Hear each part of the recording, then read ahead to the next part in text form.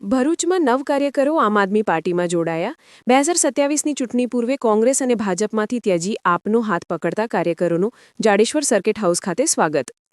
ગુજરાતમાં આવનારી 2027ની વિધાનસભા ચૂંટણીને ધ્યાનમાં રાખીને વિવિધ રાજકીય પાર્ટીઓ ગામે ગામ સભાઓ, બેઠકો અને કાર્યક્રમો દ્વારા પોતાનો પ્રભાવ સ્થાપિત કરવા પ્રયાસ કરી રહી છે. ખાસ કરીને 2022ની ચૂંટણીમાં 45 લાખથી વધુ મત મેળવીને ગુજરાતની જનતાએ આમ આદમી પાર્ટીને રાજ્યમાં ત્રીજા વિકલ્પ તરીકે સ્વીકાર આપ્યો છે.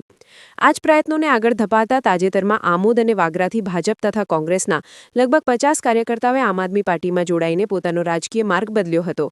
એ જ પરંપરા આગળ વધારતા આજે ભરૂચ જિલ્લાના જાડેશ્વર સર્કિટ હાઉસ ખાતે યોજાયેલ કાર્યક્રમમાં 9 જેટલા નવા કાર્યકરો આમ આદમી પાર્ટીમાં જોડાયા. આ પ્રસંગે જિલ્લા પ્રમુખ પિયુષ પટેલ સહિતના સ્થાનિક આગેવાનો દ્વારા નવા કાર્યકરોનું સ્વાગત અને સન્માન કરવામાં આવ્યું. પાર્ટીના પ્રદેશ અધ્યક્ષ યુસુદાન ગઢવી, વિસાવદરના ધારાસભ્ય ગોપાલ ઇટાલિયા તથા ડેડિયાપાડાના ધારાસભ્ય ચેતર વસાવાના માર્ગદર્શન હેઠળ આમ આદમી પાર્ટી આગામી ચૂંટણીમાં ગુજરાતની રાજનીતિમાં મજબૂત વિકલ્પ બનીને ઉભરી શકે તેવા સંકેતો જોવા મળી રહ્યા છે. ભરૂચ જિલ્લામાં એએપીમાં નવા જોડાણો થવાથી પક્ષને ગ્રામ્ય અને શહેરી સ્તરે વધુ મજબૂતી મળશે તેમ માનવામાં આવી રહ્યું છે.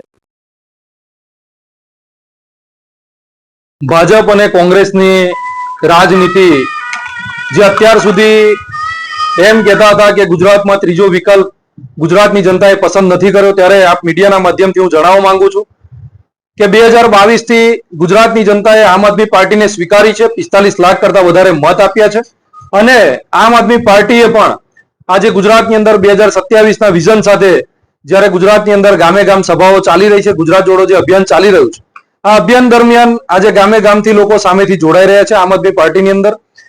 એવી જ રીતે ભરૂચ જિલ્લાની અંદર ગઈકાલે વાગરા વિધાનસભામાંથી 50 થી વધારે આગેવાનો ભાજપ અને કોંગ્રેસનો છેડો ફાડીને જ્યારે આમ આદમી પાર્ટીમાં જોડાયા છે, એ તમામ લોકોનું સ્વાગત કરીએ છીએ.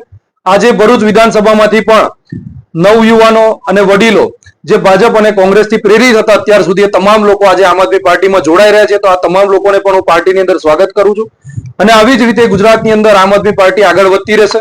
ગુજરાતમાં 2027માં ગામે ગામ વિસાવદરવાળી થવાની છે, નક્કી છે. ચૈતરભાઈ અને ગોપાલભાઈના નેતૃત્વમાં અને પ્રદેશ અધ્યક્ષ એવા ઈસુદાનભાઈ ગઢવીના નેતૃત્વમાં જ્યારે આમ આદમી પાર્ટી આગળ વધી રહી છે, ત્યારે તમામ યુવાનોને પણ એક તક મળી રહી છે રાજનીતિની અંદર આવવા માટેની.